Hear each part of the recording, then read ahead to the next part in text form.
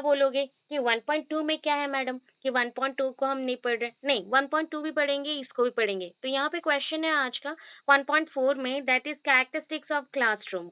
Classroom मतलब classroom का characteristics क्या होगा। सबसे इंपॉर्टेंट पॉइंट होता है environment learner friendly and inclusive. So environment हमारा क्लासरूम का बहुत अच्छा होना चाहिए, that is the learner friendly होना चाहिए एंड इंक्लूसिव होना चाहिए। एनवायरनमेंट जब लर्नर फ्रेंडली होता है तो we are easily grasping the ideas of the topics. हमें कोई भी टॉपिक से बेसिक आइडियाज ग्रास्पिंग करने में बहुत इजी होता है। तो हम लर्नर फ्रेंडली क्या है उस पॉइंट्स के साथ साथ हम 1.2 का सिटिंग अरेंजमेंट एक क्वेश्चन है उसको हम अटैच करेंगे।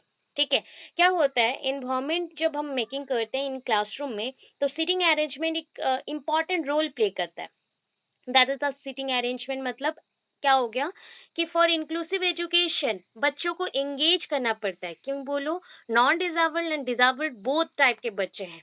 इंक्लूसिव मीन्स क्या होता है कि जहाँ पे सारे बच्चों को हम इन्वॉल्व करते हैं, एक डिजाबल्ड वन भी है एक नॉन डिजाबल्ड भी है, मतलब नॉर्मल बच्चे भी हैं एंड थोड़े से जो डिसऑर्डर उनकी बॉडीज में है उनके साथ भी है, मतलब डिजाबल्ड वन भी है। अभी बोलो डिजाबल्ड वन को थोड़ा ज़्यादा फोकस चाहिए, बिकॉज मे बी समटाइम्स क्या होता है they unable to hear something, they unable to see something, कुछ देख नहीं पाते प्रॉपरली, कुछ सुन नहीं पाते हैं प्रॉपरली, या फिर दे आर फिजिकली हैंडीकैप्ड और they are mentally not stable, sometime they are very aggressive too. तो ये सारे जो रीजंस होते हैं ना, इसके वजह से सीटिंग अरेंजमेंट का बहुत ही ज़्यादा काम आता है। तो इसलिए मैंने बोला कि 1.4 जब भी लिख रहे हो तो 1.2 को ऐड कर देना है प्रॉपरली, तब जाके आपको मार्क्स थोड़े से अच्छे मिलेंगे, क्योंकि ये एक पार्ट है इसी का। बुक में सेपरेट दे दिया बट ये एक पार्ट है। क्वेश्चंस कभी कभी आते हैं मर्जिंग करके लिखना पड़ता है अच्छे मार्क्स के लिए। सो आज का क्वेश्चन हम स्टार्ट करेंगे environment learner friendly and inclusive से। सो फर्स्ट टर्म हम क्या देंगे कि लर्निंग एनवायरमेंट मतलब क्या होता है। ठीक है, लर्निंग एनवायरमेंट मतलब क्या है या फ्रेंडली एनवायरमेंट का मतलब क्या है। फ्रेंडली एनवायरमेंट या लर्निंग एनवायरमेंट, यहाँ पे आप पॉइंट्स को लिखेंगे। तो आप यहाँ पे देखिए जहाँ पे 1 2 3 आपको मेंशन है वो पॉइंट्स पहले लिखे जाएंगे, उसके बाद आप स्टार्टिंग में जाएंगे।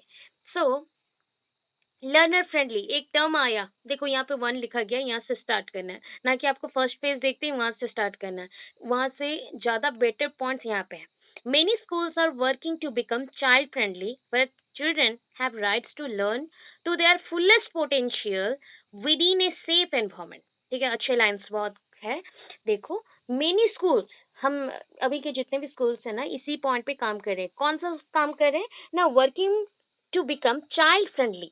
आपका लर्नर फ्रेंडली बोल लो, स्टूडेंट्स फ्रेंडली बोल लो या चाइल्ड फ्रेंडली बोल लो, तो ये आपके जो एनवायरमेंट है कैसा बनना चाहिए ना, चाइल्ड फ्रेंडली होना चाहिए। क्यों ना, मैक्सिमम जो चाइल्ड राइट्स होते हैं, बच्चों के जो राइट्स हैं उनको मिल सके, एंड बच्चे अपने फुलेस्ट पोटेंशियल से उसका जो भी एबिलिटी है, उसका जो आईक्यू है, उसके बेसिस पे एक सेफ एनवायरनमेंट में स्टडी को कर पाए। ठीक है, स्टडी को ग्रास्प कर सके या फिर स्टडी को ले सके एक सेफ एनवायरनमेंट में। And it's there duty, it's their rights, उनको ये ड्यूटी मिला है, राइट्स मिला है कि वो अपने स्ट्रेंथ के अकॉर्डिंग पूरे नॉलेज को ले सकते हैं अगर एनवायरनमेंट अच्छा हो। सो हमें लर्नर फ्रेंडली और चाइल्ड फ्रेंडली एनवायरनमेंट के लिए काम करना चाहिए, फर्स्ट थिंग। नेक्स्ट पॉइंट में चले जाओ, ये है नंबर 2, मार्किंग करना अच्छे से। क्या है नंबर 2 में, इट ऑल्सो मीन्स, इसका मतलब और भी होता है कि ये learner friendly environment in child friendly and teacher friendly. मतलब इसका मतलब समझ लो, यहाँ पे 2 पॉइंट है। हम कब बहुत ही हैप्पी होकर बच्चों को पढ़ाते हैं, जब हमें भी एनवायरनमेंट अच्छा लगता है। सो एनवायरनमेंट कब अच्छा लगेगा कि एनवायरनमेंट सिर्फ टीचर्स से नहीं बनता है, टीचर्स बनाने में हेल्प करते हैं, but that is a cooperation between the students and teacher. If some students are very disrespectful in the classroom throughout, they don't give any type of attention to you, then your teaching is just like worst. That means आप जितना भी अच्छा पढ़ा लो, वो बच्चा अगर attention नहीं दे रहा है, अटेंशन गिवर नहीं है, दैट मीन्स आपका टीचिंग स्टाइल भी बेकार, आपका पढ़ाना बेकार। अगर आपका टीचिंग 100% स्टूडेंट्स के अंदर भी 90% स्टूडेंट्स का अटेंशन ड्रॉ कर सकता, majority of the people are attending your classes properly and they are very attentive, they are physically mentally present in the classroom and with full attention they listen your subject, your teaching, etc., then your teaching is good, impressive, very impressive. ठीक है, तो हमें ऐसा environment create करना पड़ेगा जहाँ पे students and teachers दोनों ही फ्रीली पढ़ा सके, स्टूडेंट्स एंड टीचर दोनों ही वर्किंग कर सके freely, and that is a मतलब बोल सकते हो कोऑपरेट करना, एक साथ कोऑपरेटिंग वे से काम करना, वर्किंग टुगेदर, एक साथ काम करना।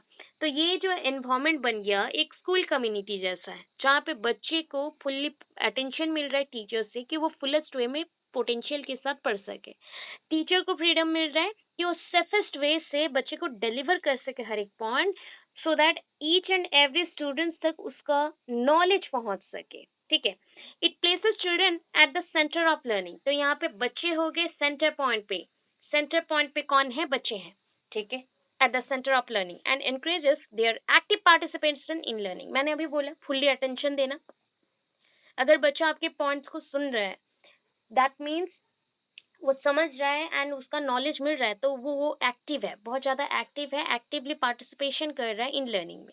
It also fulfils our needs interest as teacher.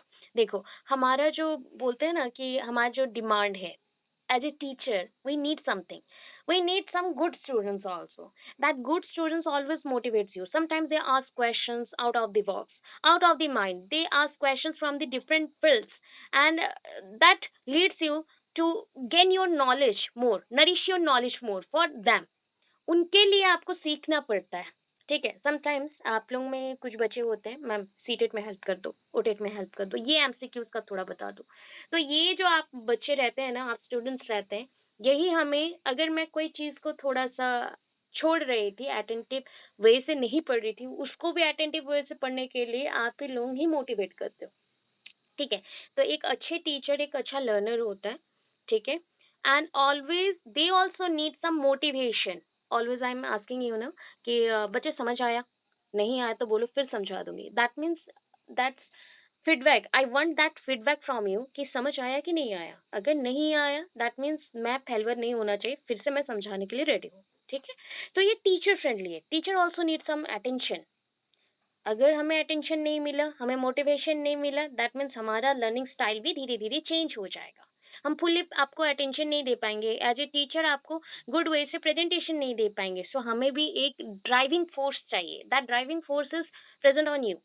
ये डिपेंड ऑन यू होता है, आपके ऊपर ही डिपेंड करता है। आप जितने एक्टिव रहोगे, टीचर्स भी उतना एक्टिव रहेगा। That means they are vice versa, they group together, they work together, even if their environment is also same, and one is delivering their point and one is receiving their points। तो इतना ही होता है कि knowledge का हम यहाँ पे exchange कर रहे हैं, तो उसके लिए हमें सेफ एनवायरनमेंट चाहिए एंड फुल्ली पार्टिसिपेशन चाहिए स्टूडेंट का। It also fulfill our needs and interest as teacher. It enables a teacher to give all children the best education possible। अभी मैंने समझाई ये चीज। अगर आप लोग एक्टिव नहीं हो, some students are not active, देखो ऑलमोस्ट आप लोग 300 स्टूडेंट्स हो, आउट ऑफ दैट ऑल्सो मैं एवरी टाइम जब भी आपको लिंक देती हूँ ना, उसमें भी 10-12 स्टूडेंट ज्वाइन करते हैं, मतलब they are not giving their full attention to the class, they think that they are superior, they know everything.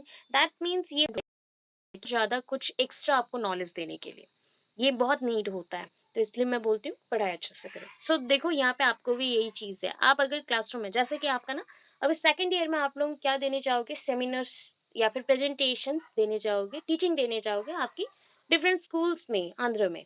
ठीक है, if your students are not very active, then आपका टीचिंग स्टाइल जितना भी अच्छा हो, आप डिमोटिवेट होके आ जाओगे। सो इस वजह से स्टूडेंट्स का एक्टिव रहना, फीडबैक मिलना बहुत ही इंपॉर्टेंट होता है, एंड पॉसिबल ये एक रास्ता भी मिलता है आपको कि आप पॉसिबल वेज से बच्चों के अंदर एजुकेशन को डाल सको। ठीक है, कोडिंग आप कर सको। अभी देखो, चलो आगे, और एक पॉइंट मैंने यहाँ पे एक्स्ट्रा ऐड किया है, प्लीज उसको भी नोट डाउन कर लीजिएगा। And all round development of the children occurs. इससे क्या होगा, एजुकेशन अगर प्रॉपरली हम देते हैं ना बच्चों को, जिनके थ्रू उनका पर्सनालिटी डेवलपमेंट हो रहा है, एटीट्यूड डेवलपमेंट हो रहा है, या फिर उनका आईक्यू डेवलप्ड हो रहा है, that means all round development is possible through this type of environment, safe environment, when learning is possible, where learning is possible, proper learning is possible, तो वहाँ पे बच्चे का डेवलपमेंट होगा। अभी इतना लिखने के बाद आपको जाना है ऊपर। ठीक है, इस पॉइंट्स पे आना है टर्म्स से। ठीक है, this is your third point. इसके बाद आप कैरेक्टरिस्टिक्स में मूव करेंगे, याद करके लिखना, रॉन्ग नहीं लिखना है। मार्किंग जब भी करो यहाँ पे थर्ड पॉइंट मेंशन कर देना, this is your third point. Okay, next क्या है अभी देख लो। So the term learning environment means क्या होता है, any formal or non formal setting where the children gain knowledge and the skills to use that knowledge in their daily lives. अभी देखो मैंने बोला ना कि ये जो हमारा टीचिंग प्रोसेस है, ठीक है, हम लोग जो अभी कर रहे पढ़ा रहे अभी बता दो ये नॉन फॉर्मल है या फॉर्मल है? In virtual classroom when we teach or when we learn together, this is formal type or informal type? कौन सा? दिस इज नॉन फॉर्मल ना। फॉर्मल मतलब जहाँ पे कोई एक स्कूल हो, जहाँ पे स्ट्रिक्ट रेगुलेशंस हो, रूल्स हो, so that is the formal, ठीक है। ये नॉन फॉर्मल में आएगा, एक्चुअली ये इनफॉर्मल में आता है, ठीक है। नॉन फॉर्मल जहाँ पे आप घर पे पढ़ते हो या फिर नॉर्मल कोचिंग सेंटर्स होता है, ये एक टाइप का इंस्टीट्यूशन बेस्ड हो गया, जहाँ पे हम लोग टाइमिंग भी फिक्स करें। अगर टाइमिंग फिक्स्ड है तो दैट इज अ इनफॉर्मल, जहाँ पे रूल्स रेगुलेशन हम फॉलो करेंगे, बट हमें कोई भी यूनिफॉर्म नहीं पहनना है, हमें कोई भी एग्जामिनेशन अभी प्रॉपर वे से नहीं देना है, उसके लिए हमें बाहर ही जाना पड़ता है, तो ये इनफॉर्मल है। नॉन फॉर्मल, अगर किसी ने दो ऑप्शंस के अंदर पूछा ये फॉर्मल है या नॉन फॉर्मल, तो this one is the non formal one, ठीक है, ये आपके नॉन फॉर्मल है। अगर आपके स्कूल्स की तरफ से, कॉलेज की तरफ से कोई क्लासेस होता है, वो भी आपके कॉलेज के टाइमिंग में ही क्लासेस होता है, जो आपके मॉर्निंग सेशंस में ही होता है, उसका एक परफेक्ट टाइम होता है, एक आधा घंटा, 1 घंटा या 45 मिनट्स में ओवर हो जाता है, वो आपका हो जाता है क्या? फॉर्मल, ठीक है। सो ये आपका देखो कि ये पूछ रहे हैं कि लर्निंग एनवायरनमेंट कैसा भी हो, लर्निंग एनवायरनमेंट बोला गया, ये बोला नहीं कि ये क्लासरूम एनवायरनमेंट।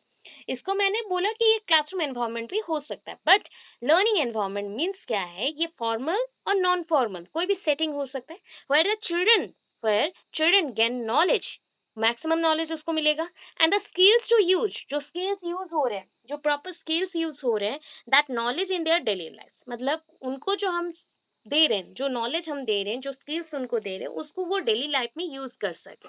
अभी बोलो जो आप बीएड में पढ़ रहे हो, कुछ आपको ऐसे नॉलेज मिले कि नहीं जिससे आपको बेनिफिट्स हो आपके टीचिंग प्रोसेस में, ये सुन लो, मेथड्स बढ़ चुके हो, हुए कि नहीं बताओ?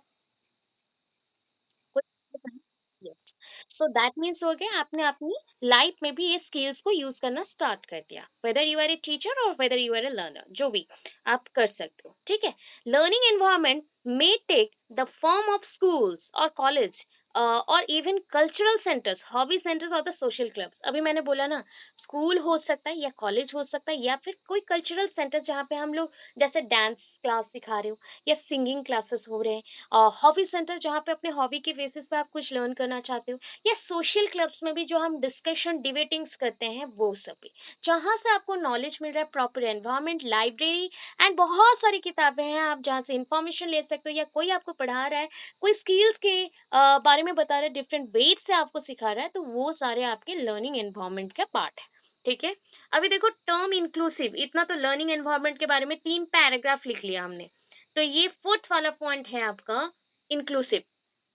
ये कौन सा पॉइंट है? फोर्थ पॉइंट है, ठीक है, फोर्थ पॉइंट है। अभी फोर्थ पॉइंट में इंक्लूसिव मतलब क्या होता है, मैंने अभी बोला था नॉर्मल बच्चों के साथ disabled one, disabled plus non disabled एक साथ रखेंगे।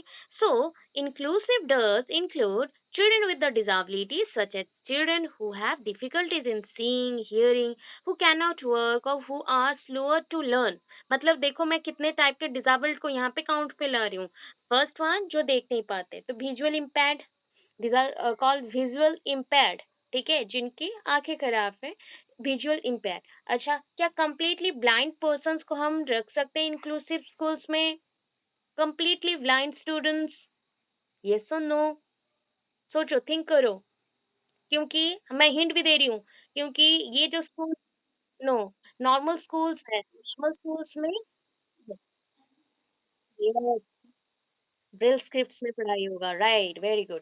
सो here normal teachers are there, मतलब यहाँ पे जनरल टीचर्स है, we are the general teachers, we are not specialized teachers, we are the general teachers, okay, we don't have any type of specialization in particularly to handle those students who are belonging to these groups, डिज़ेबल्ड से जो belong करें, उनको पढ़ाने के लिए हमने कोई specialised education नहीं लिया, मतलब स्पेशल ट्रेनिंग्स नहीं लिया।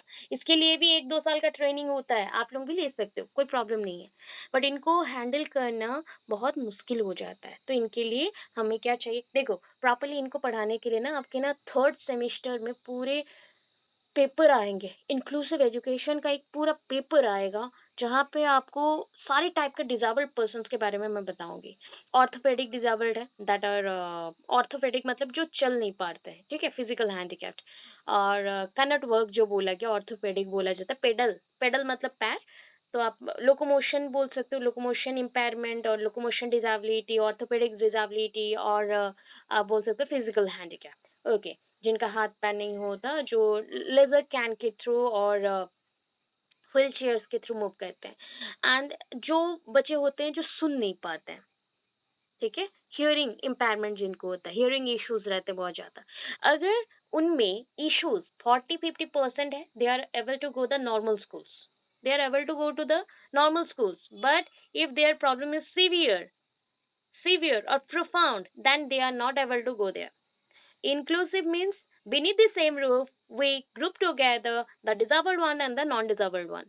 But if their problem is severe, they are not able to go the normal schools because they need special attention, special medication, and the special teacher or the guide teachers along with the general teachers. तो इतना चाहिए होता है, ठीक है, इतना चाहिए होता है नॉर्मल स्कूल्स में भी। अगर नॉर्मल स्कूल्स में ये सारे फैसिलिटीज हैं, देन हम लोग इंक्लूड कर सकते हैं सारे बच्चों को, ठीक। अभी मैंने बोला कि आईक्यू जिनका स्लोअर है, तो इनमें ना 2 ग्रुप्स आते हैं, ये भी याद रखो। आईक्यू जिनका स्लोअर होता है, तो इनमें 2 ग्रुप्स आते हैं। एक होता है लर्निंग डिसेबिलिटी, एलडी बोलते हैं। Another one is that is a mental retardation, जिनका दिमाग काम नहीं करता है, दिमाग बहुत ही ज़्यादा जैसे कि मेंटल रिटार्डेड वाले बच्चों को बोलूँ, आपने मूवी देखा होगा ना ऋतिक रोशन का जादू, वहाँ पे ऋतिक का जो भी ये था, मतलब रोल था, वही था। मेंटल रिटार्डेड बच्चा है। वो बॉडी से ग्रो कर रहा है, but mentally just like a baby, वो छोटे बच्चे जैसा ही है, या छोटे चिल्ड्रन जैसे ही है, चाइल्ड जैसा ही है। सो दैट ये सारे मेंटली रिटार्डेड है। मेंटली रिटार्डेड में क्या होता है कि ये लोग 2 लाइन्स के अंदर जो पॉइंट्स छुपे हुए हैं, जो हिंट छुपे हुए हैं, वो ढूँढ नहीं पाते। They learn A, B, B को कभी-कभी उल्टा पढ़ते हैं, that is the D, B is D, D is B. Then they are confused with the 6 and 9. Sometimes they are confused to learn the longer terms, or even if they couldn't understand the mathematical calculation very easily in short periods. तो ये सारे जो बच्चे हैं learning disabilities and mental retardation में आते हैं, ठीक है। रिटार्डेशन बोल रही हूँ मैं, रिटार्ड, ठीक है, RETARD, ARATION, रिटार्डेशन, ठीक है। तो समझ आया इतना? यस और नो बता दो। इंक्लूसिव समझ आ गया पूरा? क्लियर? ओके, ओके चलो। सो नेक्स्ट ये पोर्शन हो गया। कितना मैंने सीक्वेंस बोला वही है। 1 लर्नर फ्रेंडली लिखना है, 2 इधर है, ये लाइन को यहाँ ऐड करना है, देन ऊपर जाना है। यहाँ पे ये 3rd point the term learning environment, the term inclusive ये 4th पॉइंट है। ये आपका 4th पॉइंट है। क्लियर हो गया? अभी चलो आगे। That is the following are the characteristics of an inclusive child and learner friendly environment. देख रहे हो ना? देखो इंक्लूसिव को अगर आगे लिख दोगे तो यहाँ पे पॉइंट्स लिखने में आपको लिंक नहीं मिलेगा, इसलिए मैंने बोला कि पहले ये सारे पॉइंट्स ऐसे सीक्वेंस में लिखना प्रॉपर हो जाएगा। तो अभी देखो क्या है ना, first point and inclusive child friendly classroom. देखो इंक्लूसिव को अब हम लोग क्या करें ना, आज का जो G20 का भी जो प्रोग्राम्स चल रहे थे ना, उसमें भी एक पॉइंट था इंक्लूसिव। इंक्लूसिव को पहले के टाइम पे पढ़ने के लिए स्कूल से नहीं भेजा जाता था। They have many issues in their life. They are not able to work alone, that is not alone, or they need help of others. They need help of others as per their difficulties, मतलब level of difficulties, तो उसके according वो उनको help चाहिए, तो इस वजह से उनको स्कूल ही नहीं छोड़ते थे। But now government told that कि education is compulsory for all, and who have the minimum problems they have to appear in the school, or they took admission in the school properly, and they take advantage of this type of education. तो ये हो सकता है, ठीक है। सो inclusive के लिए child friendly classroom तो बहुत ही चाहिए। अच्छा बोलो, इंक्लूसिव बच्चे हैं तो क्या मैं बिल्डिंग जैसा स्कूल्स बना सकती हूँ? बोलो, बिल्डिंग स्कूल्स। नो। अच्छा, स्टेयर्स बना सकते हैं क्या? स्टेयर्स, सीढ़ी, स्लाइड रहना चाहिए, या फिर हमारे पास लिफ्ट होने चाहिए। हमारे पास क्या नहीं होंगे? स्टेयर्स नहीं होंगे। Okay, wheel chair is compulsory. Wheel chair is compulsory schools में होनी चाहिए। एक डॉक्टर नर्स कंपलसरी रहेंगे स्कूल्स में ऑलवेज। उनको एज ए हम क्या बोल सकते, काउंसलर भी एक होना चाहिए, एक मेडिकेशन फैसिलिटी ऑलवेज होना चाहिए, मोबाइल वैन्स होनी चाहिए, एंड जितने भी इनको चीज़ें चाहिए, दैट मीन्स इनके लिए जो बुक्स होंगे, वैराइटीज ऑफ जो कैन्स या फिर ग्लासेस या फिर ब्रेल, जितनी भी चीज़ें चाहिए सब कुछ, असिस्टिव डिवाइसेस बोलते हैं इसको, ये सारे इंक्लूड हो जाएंगे। तो ये देखो कि इनके लिए क्लासरूम चेंज हो रहा है। So in inclusive and inclusive child friendly classroom doesn't discriminate any child based on gender, socioeconomic background, abilities, disabilities. This means that boys and girls have equal learning opportunities and children are all treated the same with respect. समझ आया? अभी मैं क्या बोल रही हूँ, अगर 30-40% issues हैं बच्चों में, सो वो जा सकते हैं नॉर्मल स्कूल्स को, नॉर्मल स्कूल जा सकते हैं। तो वहाँ पे कोई भी हम बच्चों को डिस्क्रिमिनेट नहीं करेंगे कि ये बॉय नॉर्मल है, ये बॉय डिजेबल्ड है, इसका लाइफ में कुछ नहीं हो सकता, ऐसा हम इश्यूज नहीं क्रिएट करेंगे। अगर आप वर्ल्ड रिकॉर्ड्स भी चेक करोगे तो बहुत सारे ऐसे नॉन डिजेबल्ड और फिजिकली हैंडीकेप्ड पर्सन्स हैं जिन्होंने बहुत ही हिस्ट्री बना दिया था। मतलब बहुत कुछ ऐसा डिस्कवरी उन्होंने किया है जो हमारे हिस्ट्री के लिए बहुत इंपॉर्टेंट है, हमारे साइंस के लिए बहुत ही इंपॉर्टेंट है। इसलिए इन बच्चों को भी हम नॉर्मल स्कूल्स में डाल रहे हैं, जहाँ पे इन बच्चों को gender, socio economic background, abilities, disabilities के बेसिस पे कोई भेदभाव नहीं किया जाएगा। Number 2, N inclusive child friendly classroom is effective with children and is child centre. ये क्या होना चाहिए? बच्चों के लिए इफेक्टिव होना चाहिए प्लस चाइल्ड सेंटर्ड होना चाहिए। टीचर थिंक अबाउट, देखो बच्चे क्या सोचेंगे, मैं पूरा इन्फॉर्मेशन दे चुकी हूँ आपको। Teacher think about the best interest of each child while dividing on learning activities. ठीक है, हम बच्चों को कैसे पढ़ाएंगे? उनके इंटरेस्ट के according, as per their interest. उनको जो लर्निंग एक्टिविटीज दे रहे हो ना, उनके इंटरेस्ट के अकॉर्डिंग दो। डिफरेंट टीचिंग मेथड्स तो यहाँ पे यूज होगा। मोस्ट सुइटेबल टीचिंग मेथड्स को आप यूज करेंगे अपने क्लासरूम्स में, बिकॉज आप नॉन डिजेबल्ड पर्सन को नहीं पढ़ाए हो। सो आप, सॉरी, डिजेबल्ड पर्सन को हम लोगों ने नहीं पढ़ाया है, तो कौन सा मेथड यूज होगा, बहुत कंफ्यूजन रहता है। तो कभी भी अगर ऐसा मौका मिले कि उन लोगों के साथ बहुत ही ज़्यादा आपको पढ़ाना पड़े या घुल मिलना पड़े, तो with care and love, they need more love and affection. Just like you are not a teacher, you are a mother, mother और फादर ऑफ दैम। ठीक है, वैसा ट्रीटमेंट करना है। वो पापा मम्मी तो नहीं बुलाएंगे, बट उनको ट्रीटमेंट ऐसा चाहिए। Each students need that type of love from you. ठीक है, वो आपके बच्चे जैसे हैं, तो उनको वैसा केयर करने से एक मतलब डिसओबीडियंट बच्चा भी अच्छा बन जाता है। तो ये थिंक है कि हमें बहुत ही अच्छे से टीचिंग मेथड्स को चूज करना पड़ता है इफेक्टिव वे में टीचिंग देने के लिए। ठीक है। Third point, N inclusive child friendly classroom is healthy for the children. एक इंक्लूसिव क्लासरूम सारे बच्चों के लिए, क्लास मतलब चाइल्ड फ्रेंडली जो क्लासरूम होता है, ये सारे बच्चों के लिए हेल्दी होता है। It means classrooms are clean always. देखो, हेल्दी बोला गया मतलब क्लीन होगा, सेफ होगा, and have adequate water and sanitization, sorry sanitation, sanitization हो गया, सैनिटेशन फैसिलिटीज। ये आजकल के टाइम पे ना इस पे बहुत ज़्यादा ध्यान दिया जाता है। सैनिटेशन, टॉयलेट फैसिलिटीज सब कुछ होने चाहिए। ठीक है, टॉयलेट फैसिलिटीज एंड सैनिटेशन ये सारे होने चाहिए। What happens in the classroom also promote children's health. मतलब इसे छोड़ के भी क्लासरूम ऐसा चीज है, ऐसा एक एरिया है जो कि प्रमोट करता है बच्चों के हेल्थ को भी। देखो मतलब हेल्थ के ओरिएंटेड चीजें भी होनी चाहिए, जहाँ पे balance diet, body mass index के बेसिस पे आप बहुत कुछ बताओगे बच्चों को। ठीक है। Next, fourth point, N inclusive child friendly classroom is caring and protective of all children. देखो एक इंक्लूसिव क्लासरूम क्या है ना, यहाँ पे ना हम भेदभाव नहीं करते हैं कि नॉन डिजेबल्ड है तो उनको हम ज़्यादा केयर नहीं देंगे, बट डिजेबल्ड है ज़्यादा केयर देंगे। सबको इक्वली ट्रीट करो, बट इन बच्चों के लिए, डिज़ाबल्ड के लिए एक्स्ट्रा एक-एक टीचर, मेडिकेशन फैसिलिटीज़ ये थोड़ा-सा रहता है। इनके लिए भी है, बट इनके लिए थोड़ा ज़्यादा रहता है, इतना ही है। Children are protected from harm and abusement का केसेस देखना स्कूल्स में आगे के टाइम पे बहुत होता था, पहले के टाइम पे बहुत होता था, बिकॉज़ उस टाइम पे स्ट्रिक्ट रेगुलेशंस नहीं रहते थे, रूल्स रेगुलेशंस, एंड उस टाइम पे चेकिंग भी बहुत कम होता था, इंस्पेक्शंस जो भी होते हैं कम होते थे, but now it's a strict rules and regulations by government, and we have to follow them. ठीक है, we have to follow the government और particular the rules. So हमारे पास अभी और डांटने का क्या, आप अपने बच्चों को मार सकते हो, ये है क्या, अभी रूल है क्या, और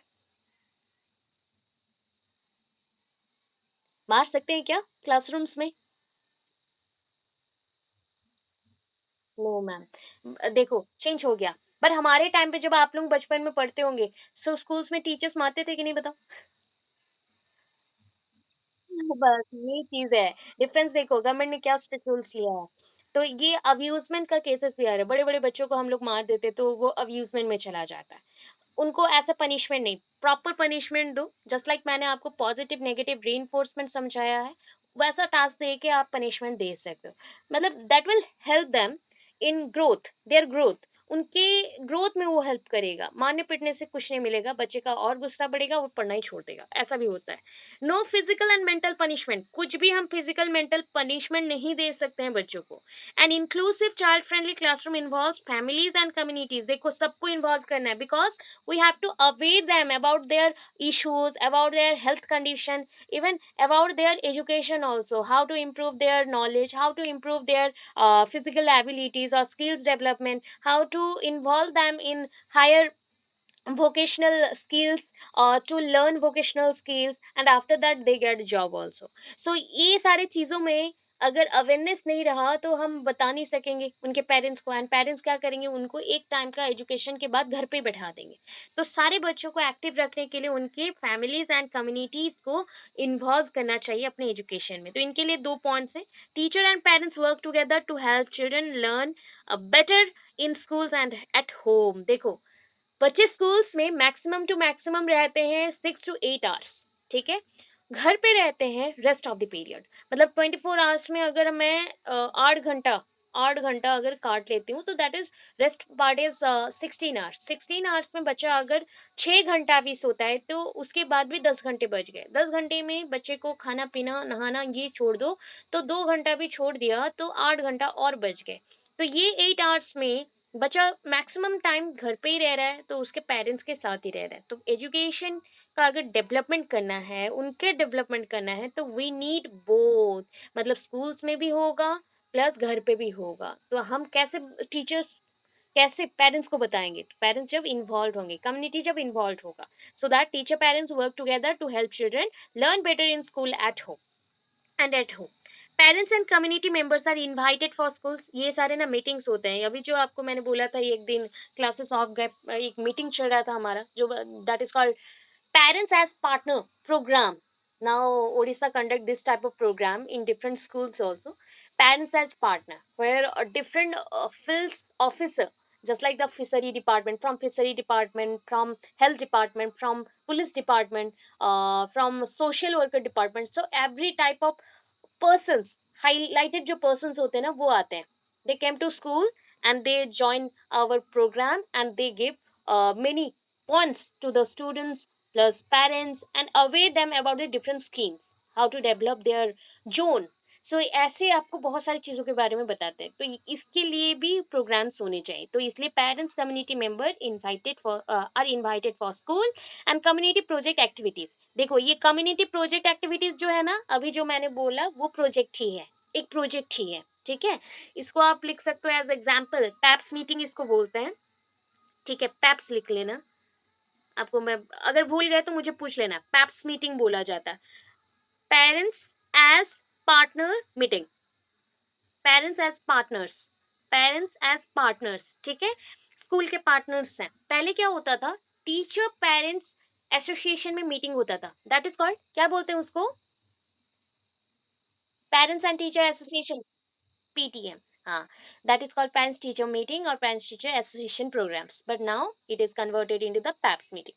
ठीक है, ये थोड़ा सा है। जो जो चीजें मैं हाईलाइट करने के लिए बोल रही हूँ, जो बुक में नहीं है, अभी चल रहा है, तो रिसेंट का पॉइंट दोगे ना, तो वहाँ पे हाईलाइट होता है चीज, एंड मार्क्स के लिए वो बेनिफिशियल होते हैं, तो वैसा आप जाओगे। ठीक है, बोलोगे बुक्स में जो है वही लिख देंगे तो मार्क नहीं आएगा, क्या आ सकता है, पर थोड़ा सा एक्स्ट्रा एक दो वर्ड लिख दे तो मार्क्स अच्छे मिलेंगे। ठीक है, क्लियर हो गए।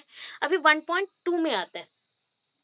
ठीक है, 1.2 में आ जाते हैं। तो देखो, classroom seating arrangement for different purposes. तो यहाँ पे मैंने ऊपर क्या लिख दिया, बोलो, फॉर इंक्लूसिव एजुकेशन। देखो, आज का जो क्लासरूम्स हैं, स्कूल्स हैं, वो इंक्लूसिव स्कूल्स होते हैं। यहाँ पे अगर थोड़ा बहुत जिसका हाथ नहीं है, पैर नहीं है, प्रॉब्लम्स है, वो बच्चे एडमिशन ले सकते हैं, सो दैट ऐसा सीटिंग अरेंजमेंट हो कि वो बच्चों को भी मैक्सिमम फैसिलिटीज मिले प्रॉपरली। सो दैट यहाँ पे मैंने एक पॉइंट को ऐड किया है, for inclusive education learning engagement is more important, learning engagement is more important, okay, learning engagement is more important। 10 करके ये पॉइंट लिखना है, ये पॉइंट यहाँ से यहाँ तक, इसके बाद सेकंड पॉइंट यहाँ पे आया है 10। The sitting arrangement should allow the students to move around the room to get material, sharpen pencils, exit the room without congestion. क्या होता है कॉन्जेशन, मतलब अरे बहुत ही ज्यादा कॉन्जेस्टेड एरिया है, मतलब हम लोग फंस गए, इतना भीड़ है, या फिर इतना एरिया छोटा है जो हम इधर मूव नहीं कर पा रहे, उधर मूव नहीं कर पा रहे। So we need more spacious classrooms, more spacious classroom, जहाँ पे स्पेसेस ज्यादा हो। एंड बच्चा, जैसे कि मैंने कल ही आपको बताया था, that is your classroom, and यहाँ पे मैं सीटिंग अरेंजमेंट इतने प्लेस में कर रही हूँ। देखो, चारों तरफ मैंने स्पेस रखा, एंड बीच में भी मैंने कुछ स्पेस रखा, सो दैट एवरी बच्चे तक एक टीचर भी मूव कर सकता है, प्लस बच्चे को भी कहीं जाना है बाहर, या बच्चे को पेंसिल साफ करना है, बच्चे को पानी पीना है, कुछ भी करना है, तो ओपनली देखो हर एक रास्ते से वो निकल सकता है। यहाँ पे किसी भी बच्चे को इशू नहीं होगा, चाहे वो फिजिकली डैमेज हो उसका बॉडी, या फिजिकली हैंडीकैप्ड हो, या फिर मेंटली कुछ इश्यूज हो, या फिर बॉडीली कुछ इश्यूज हो, तो उसके लिए उसको प्रॉब्लम नहीं होना चाहिए, कॉन्जेस्टेड एरियाज नहीं होगा। Third point, students with learning disabilities. Students with learning disabilities, अभी मैंने लर्निंग डिसेबिलिटीज बोला था, अच्छा, और एक मैंने टर्म दिया, कौन सा था लर्निंग डिसेबिलिटीज के साथ? लर्निंग डिसेबिलिटीज के साथ मेंटल रिटार्डेशन। ठीक है, मेंटल रिटार्डेशन बोलेंगे, मेंटली रिटार्डेड नहीं बोलोगे, मेंटल रिटार्डेशन बोलना है। ठीक है, रिटार्डेशन, ओके, चलो, मेंटल रिटार्डेशन, इसको लिख लेना साइड में, पूरा स्लैश मार के लिख दो, हो जाएगा। Such as those with attention defect disorder, ये भी एक डिजीज है, पता है, एडीएसडी। एडीएसडी जानते हो? Attention deficit, attention deficit hyper sensitivity disorder, attention deficit hyper sensitivity disorder, they are very sensitive. Hyper sensitive बोला गया ना, बहुत ज्यादा ही सेंसिटिव है। ओके, अटेंशन डेफिशिट मतलब एक बच्चे को आप बहुत ज्यादा चाहते हो कि वो आपकी बातों को सुने, as a teacher you need some attention ना, वो भी बच्चा भी यही चाहता है, वाइस वर्सा नीड करता है कि मैडम या सर मुझे अटेंटिवली देखे, मुझ पे अटेंशन दे। क्या होता है, घर पे दो बच्चे हैं, पेरेंट्स, आप लोग क्या सोचते हो कि पेरेंट्स हमें कम प्यार करते हैं और एक को ज्यादा प्यार करते हैं, ये हमारा थिंकिंग रहता है ना बचपन से। क्यों होता है?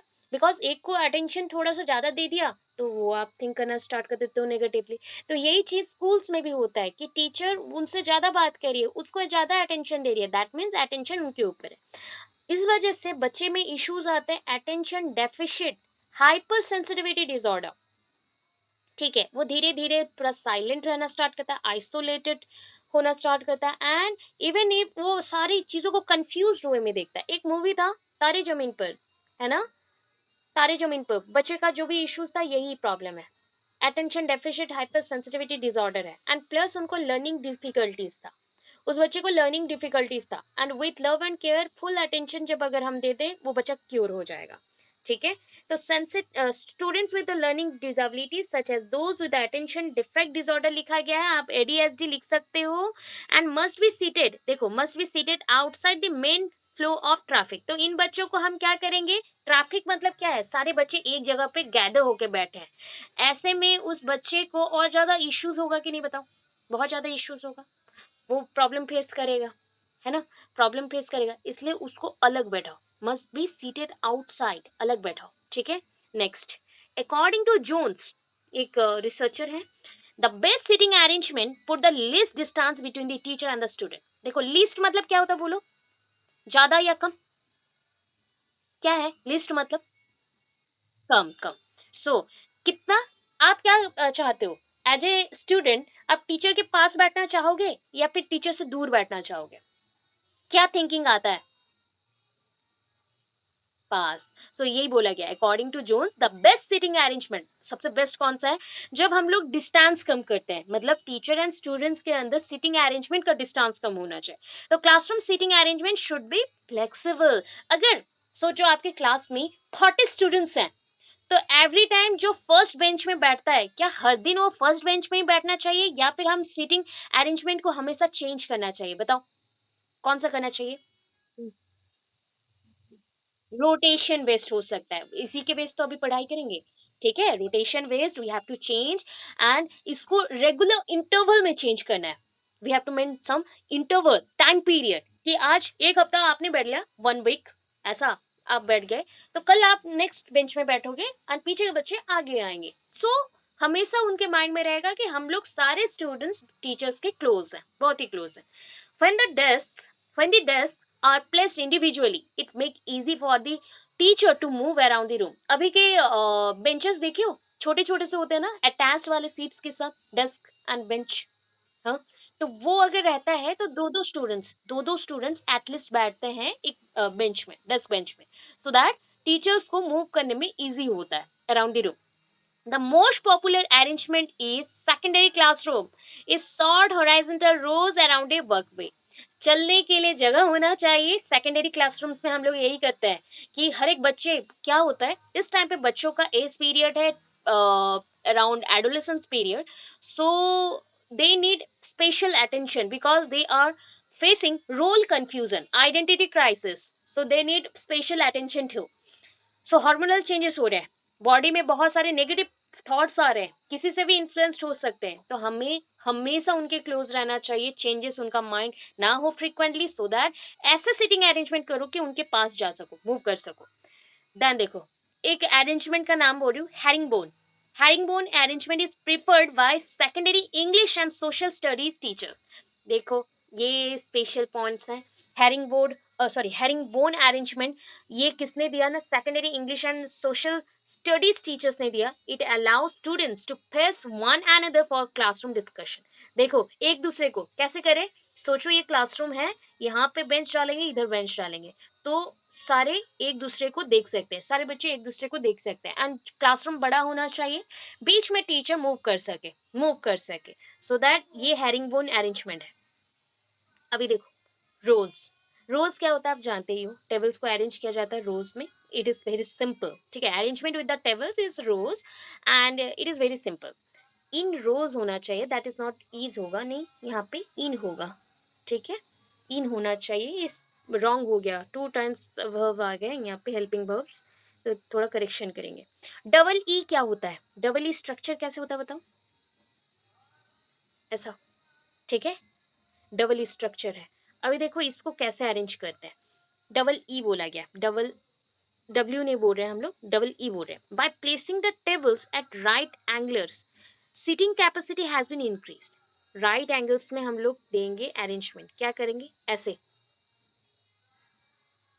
ठीक है, ये भी ई स्टाइल में है, देखो पूरा अगर ज्वाइन कर दे तो कैसा लगेगा, ऐसा, बट हम ज्वाइन नहीं कर रहे, हाफ हाफ रख रहे हैं, ठीक है, हाफ हाफ रख रहे हैं, तो ये डबल ई स्ट्रक्चर्स है, and utilising a small area with no loss of movement around the table, ठीक है, मूव भी कर सकते हो। सेमी सर्कल्स क्या है, हाफ सर्कल्स, हाफ सर्कल्स, ठीक है, टीचर बीच में बैठेगा एंड मूव कर सकता है, चारों तरफ मूव कर सकता है, यहाँ पे सारे टीचर्स, सॉरी स्टूडेंट्स बैठेंगे, जो कि आप प्रैक्टिकल्स के टाइम पे या कोई चीज़ अच्छे से समझने के लिए टीचर के सराउंडिंग में बैठते हो, वैसा।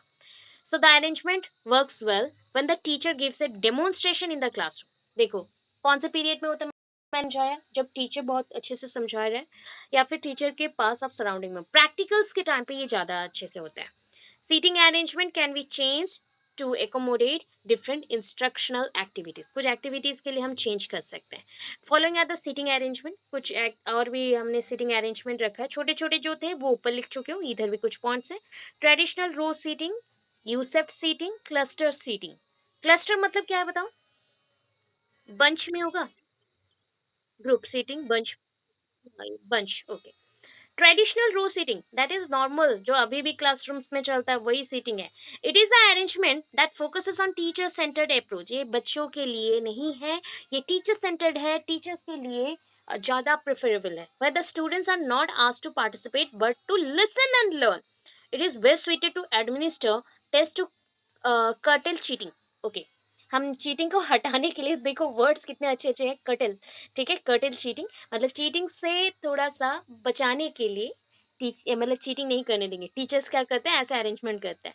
ट्रेडिशनल रो सीटिंग बोला गया है. तो ये क्या होता है बताओ? ऐसे. एंड टीचर एक के बाद एक मूव कर सकता है. एवरी टाइम इधर इधर मूव करेगा, जो नॉर्मल क्लासरूम्स में होता है अभी भी. तो यहाँ पे बच्चों को पार्टिसिपेट करने के लिए नहीं दिया जाता, बच्चे बस सुनते हैं. यूसेप जो था ना, सेमी सर्कल टाइप का ही है. अभी देखो, this type of sitting arrangement gives scope to have interaction and discussion on a large scale. Just like क्या होता है, बोर्ड मीटिंग्स होता है ना, या फिर राउंड टेबल जो आप लोग बोलते हो, राउंड टेबल मीटिंग्स जैसे होता है, उसको हाफ कर दो, ऐसा टाइप का अरेंजमेंट है.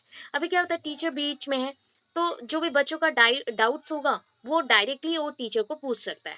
एंड यहाँ पे सोशल जो ऑब्लिगेशन है, मतलब यहाँ पे हम जो प्रॉब्लम्स हैं, इश्यूज हैं, उसको हटा सकते हैं. एंड बच्चों के जो बेटर अंडरस्टैंडिंग के लिए यहाँ पे सारे बच्चों को हम फेस कर सकते हैं. The educator who wants to connect with the student should consider this seating. जो टीचर चाहता है कि बच्चों के साथ वो कनेक्ट हो जाए, वैसा टाइप का सीटिंग वो चाहता है. क्लस्टर सीटिंग क्या है? This type of seating arrangement helps the educator. ये जो टाइप का सीटिंग अरेंजमेंट है ना, ये एजुकेटर्स को हेल्प करता है कि create small safe areas with the larger structure of classroom to encourage all to speak. Cluster मतलब ग्रुप ग्रुप में बिठाएंगे. चार चार का ग्रुप बना दो, अभी बिठाओ एक साथ. तो इसमें क्या होता है कि बच्चे अपना डाउट क्लियर एक दूसरे के साथ ही कर लेंगे. पीयर ट्यूटरिंग या कोलैबोरेटिव लर्निंग, कोऑपरेटिव टीचिंग, ये सारे हो सकते हैं इसके पॉइंट्स. ठीक है, देखो यहाँ पे it benefits cooperative learning. Many activities from exercises. देखो जैसे कि एक मैथ्स आपने कुछ करवा दिया, एंड आफ्टर दैट आपने होम टास्क दिया है एक एक्सरसाइज करके लाना. चलो सारे बच्चे नहीं, ग्रुप ग्रुप में बच्चे बैठे हैं, ABCD करके इनका ग्रुप का नाम है, एंड वो एक साथ बैठ के कर रहे सॉल्व. तो that is a cluster seating. ठीक है, इसमें प्रेजेंटेशन, डिस्कशन, गेम्स, ये सारे हो सकते हैं. ये हो गया आपके पॉइंट्स. अभी दोगे कंक्लूजन. देखो कंक्लूजन के पॉइंट्स मैंने आगे पीछे किए हुए हैं. यहाँ पे जो लाइंस होते हैं ना, मेरे को क्यों क्या पता, तो आप अगर ढूंढोगे ना, पूरा विकिपीडिया में आपको सेम मिलेंगे. तो इसलिए इसको अरेंज करना पड़ता है. आपके नीड्स के अकॉर्डिंग थोड़ा सा मैं अरेंज करती हूँ. तो ये अरेंजमेंट के अकॉर्डिंग आप पढ़े तो प्रॉपर हो जाएगा. यहाँ पे देखो point. By choosing seating arrangement wisely it can help the class reach its objective and takes the student to low levels. अच्छा, तो ये देखो यहाँ पे थोड़ा सा वर्ड्स भी रॉन्ग है. By choosing the seating arrangement, properly seating arrangement आप जब करते हो, it can help the class reach its objective. जितने इसके छोटे छोटे से पॉइंट्स हैं, जो इसके उद्देश्य हैं, वो सारे पूरे हो जाते हैं. And take the student to low level और हाई लेवल होगा. बताओ क्या होगा? क्या होगा बताओ? रॉन्ग लिखा गया, हाई लेवल होगा. देखो ये होता है, मैंने बोला ना, इसमें रॉन्ग है, बहुत ज्यादा रॉन्ग होता है. हाई लेवल्स होंगे यहाँ पे. ठीक है, हाई लेवल्स होंगे, उसको थोड़ा सा करेक्शन कर लो, नहीं तो आप रॉन्ग ही लिख के आओगे. जिस टीचर के आंखों में पड़ गया ये पॉइंट, वो काट देगा. तो इसको थोड़ा करेक्शन करना. देन देखो सेकंड पॉइंट में आ जाओ. मोर ओवर, ये good seating arrangement will allow the teacher to move readily, monitor students activities, as this can have a significant impact on students behavior and learning. तो ये उसके ऊपर क्या करता है ना, good sitting arrangement always allow करता है कि टीचर को कि पूरी क्लास को वो मूव कर सके, मॉनिटर कर सके, एंड प्लस बच्चों के बिहेवियर में क्या चेंजेस आए, लर्निंग में क्या चेंजेस आए, देख सके. Then third point, it should be flexible. ये बहुत ही ज्यादा फ्लेक्सिबल है. And the fourth one, so as to facilitate students learning. इसलिए ये ज्यादा से ज्यादा अपॉर्चुनिटीज देता है बच्चों को लर्निंग के लिए. ठीक है, क्या हम क्लियर? क्लासरूम, सी रूम मतलब हो गया classroom. Classroom sitting arrangement for different purpose. There are many different arrangement. Directly ये मेंशन किया गया, इजी इजी वर्ड्स में लिखा गया. feel that they are comfortably seated. अच्छा, the sitting arrangement should allow the student to move around the room and to get materials, sharpen pencils, exit the room without congestion. ये सारे points हम लोग लिख चुके हैं, ये पॉइंट्स तो सेम है, देखो रोज वाले लाइन पूरा कंप्लीटली सेम है, डबल ई पढ़ चुके हो. By placing the tables at right angle, sitting capacity has been increased and utilizing a small area with no loss of movement around the table. पढ़ चुके हो. सेमी सर्कल भी हो गया. Traditional row seating, U shaped seating. अच्छा, ये पूरा ही हम लोग पढ़ चुके हैं. कंक्लूजन भी सेम है जो मैंने दिया, मैंने पॉइंट्स ठीक दिया है. ओके, और 1.4 वाला देख लेते. 1.4 क्या है? हाँ, characteristics of classroom environment, friendly for learners and inclusive. So creating inclusive learners friendly school environment is a process which demands a positive attitude towards the change and a firm commit एक साथ होगा, a firm commitment to create an inclusive learner friendly environment. नहीं, book से ही लिखा गया है, कोई point extra नहीं है, मैं बुक से ही सारा डिक्टेट की हूँ, बट ये छोटा सा है. शॉर्ट क्वेश्चन के लिए ओके है, बट लॉन्ग के लिए ओके नहीं है. ठीक है.